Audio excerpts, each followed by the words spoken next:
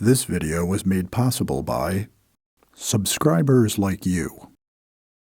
Thank you. Honda cars, like this 2007 Element, have a great way to tell when to replace the serpentine drive belt. They use a code display on the dashboard to remind you to check the belt for wear.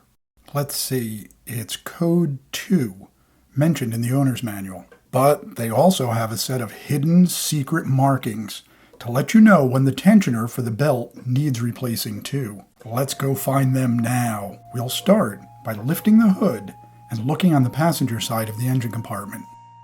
This is actually the front of the engine, and you can easily see where the serpentine belt loops over the power steering pump.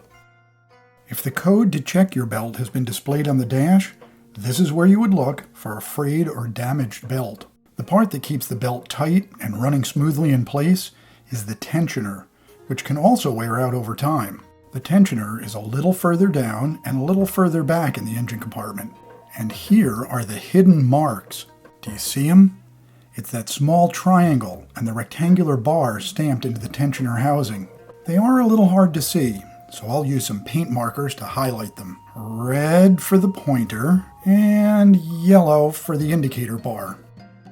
Okay, so here is the secret part. The belt tensioner has a spring inside that supplies the actual tension for the belt. That spring motivates the pulley wheel. Here's the wheel, and the pivot arm, and the pointer, and the indicator bar. This tensioner spring is unloaded, and so the yellow bar is far to the left of center. Installed on the car with a correct size belt, the bar should be centered right around the middle of the red pointer. However, if the yellow indicator bar is to the right of the red pointer, or if it's bouncing around all over the place when the engine is running, it shows that the spring inside the tensioner housing is no longer able to hold the belt tight, and that it's time to replace the tensioner when you replace the belt. It is the tensioner spring that you are pulling against when you remove the serpentine belt. Now, there are so many excellent videos out there on YouTube on how to change the belt.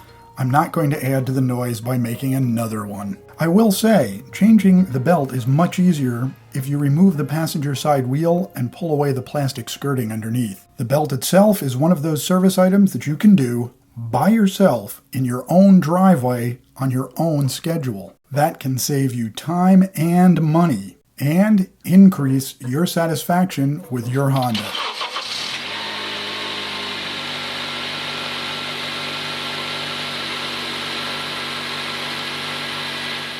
Additional videos in this series are provided by clicking the like button. Thank you.